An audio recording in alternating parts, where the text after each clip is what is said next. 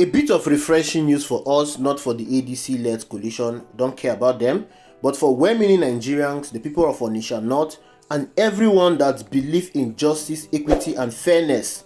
Justina Amaka Azuka has been elected as the House of Assembly member of Onitsha North Constituency 1.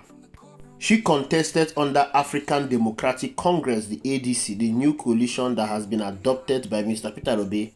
Now, this news is refreshing in several forums, and we're going to be talking about it. But first of all, why are we having by-election? The by-election was done on the 16th of August 2025. That was on Saturday, and it was conducted in 16 states of the Federation.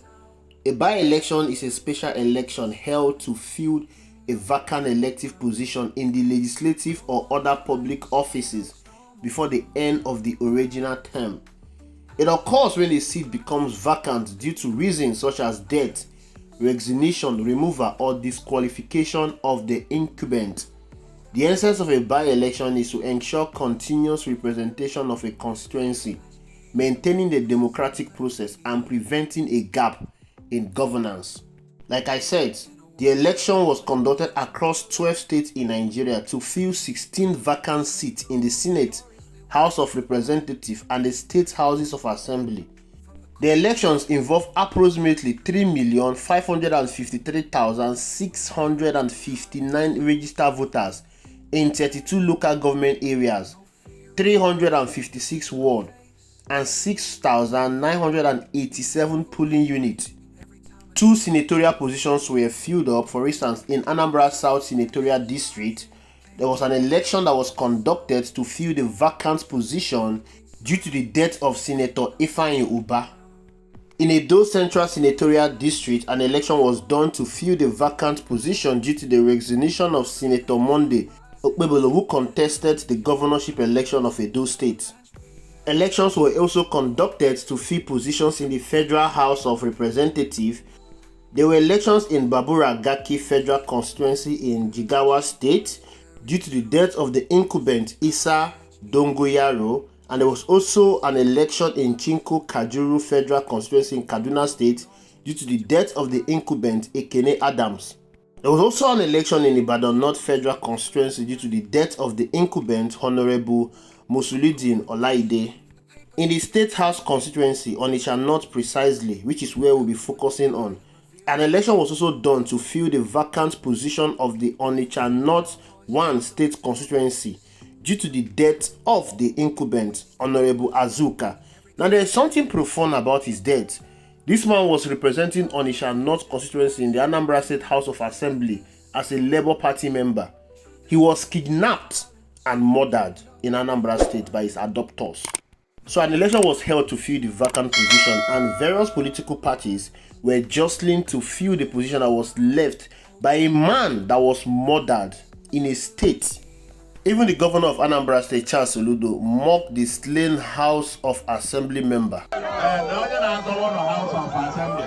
I get my election August 16 for Onitsha North constituency. Okay? But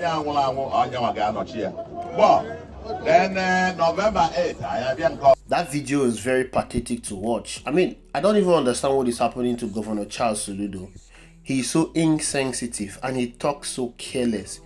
You are the chief security officer of Anambra State, and under your watch, a House of Assembly member was kidnapped. He spent some days in the camp of his adopters, and the state government couldn't do anything to release him. Maybe because he represents another political party. That's the kind of politics we play in Nigeria. And he was summarily executed by his adopters. Until date, nobody has been arrested.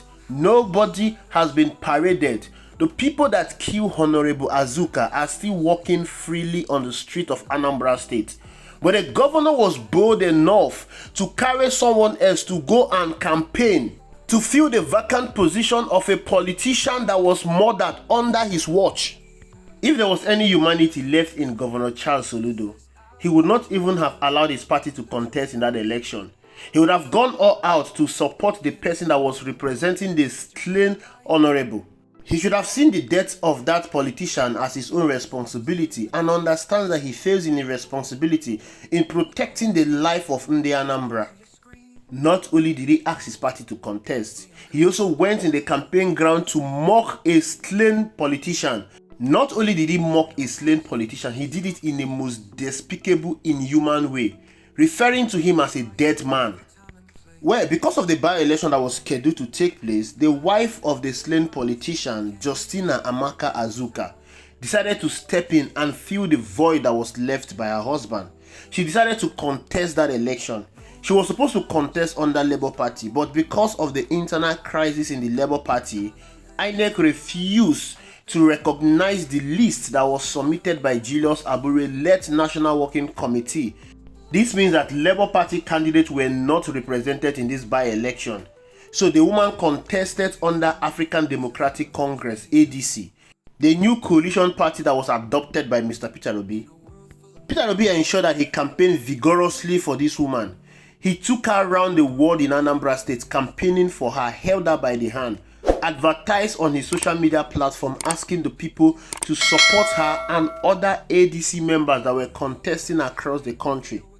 As you can see here, the result has not been officially announced, but Dr. Mo, we all know he's a very respected person in Mr. Peter Obi inner circle. Dr. Mo announced that Honorable Justina Azuka has won the Onitsha North 1 constituency in the Anambra State House of Assembly.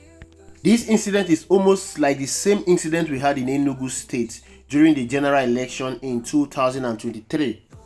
The Labour Party candidate for Enugu East senatorial election, Oyibochukwu, was murdered barely 3 days to the senatorial election. He was a Labour Party candidate and he was contesting against, the person, Chimaroke Nnamani, former governor of Enugu State, and the senator representing Enugu East senatorial district on the National Assembly. This man was murdered because he was the favorite. The wave of Mr. Peter Obi swept through the southeast. Because of his death, the election was rescheduled for 2 weeks. His younger brother, Kevin Chibuzochukwu, was nominated to replace his elder brother. And in just 2 weeks of preparation, this man, a 2-week-old politician, defeated a seasoned politician, a seasoned career politician in the person of Chimaroke Nnamani. We are talking about an incumbent that has been on the floor of the National Assembly. We are talking about someone that ruled Enugu State for 8 years. A 2-week-old politician defeated him because of the wave of Mr. Peter Obi. So this is the same scenario we are experiencing in Anambra State.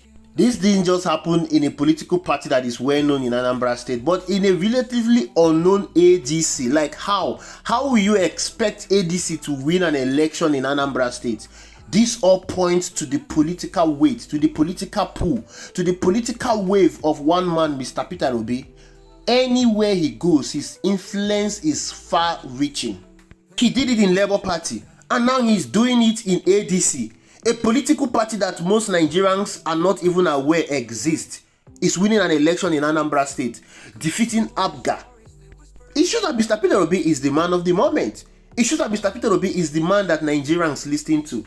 If not because Mr. Peter Obi stepped in and held the woman by the hand, campaigning for her, asking people to vote for her, there is absolutely no way that woman would have won that election. Not when we have someone like Chukwuma Charles Soludo on board. Not when we have so much vote buying across the federation. We're going to talk about that in a separate video because it seems like the new template they are going to use ahead of the 2027 general election is vote buying. They have succeeded in reducing the purchasing power of the people. They have succeeded in creating hunger, starvation, and poverty. They have succeeded in reducing the quality of life of the people. All of this was in their desperate bid to buy off the voice and the votes of the people. And that is what they are showing in this by-election.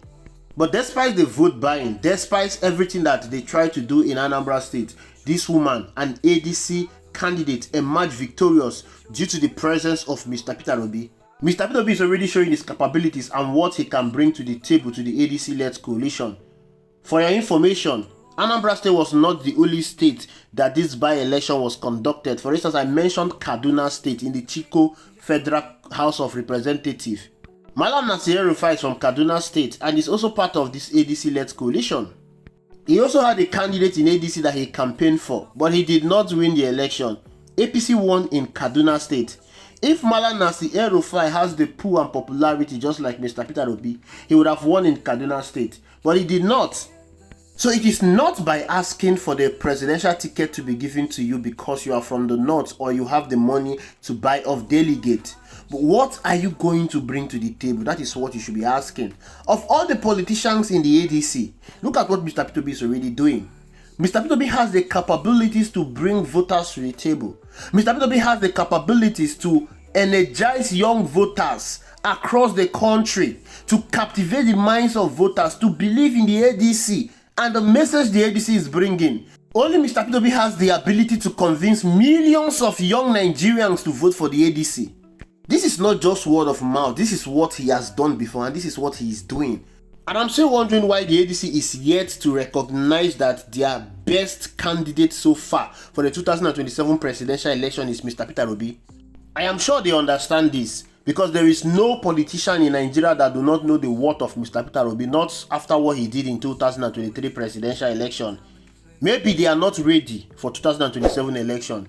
Maybe they are just there as a political party to fill the gap, to make a name, to ensure that they attract billions into their fold through sales of nomination form. Because if they are seriously interested in defeating Bola Ahmed Tinubu in 2027, then the thing they should be doing right now is to ensure that they do everything possible to convince Mr. Peter Obi to become their presidential candidate. They should not even allow Mr. Peter Obi to ask them for that ticket. They should have rushed and given him the ticket because he's the only one that has the ability to defeat Bola Ahmed Tinubu, to win millions of votes for the ADC. He did it for the Labour Party. He has done it for ADC in Anambra State and he will do it on the national platform. Thank you for watching. I will see you in the next video.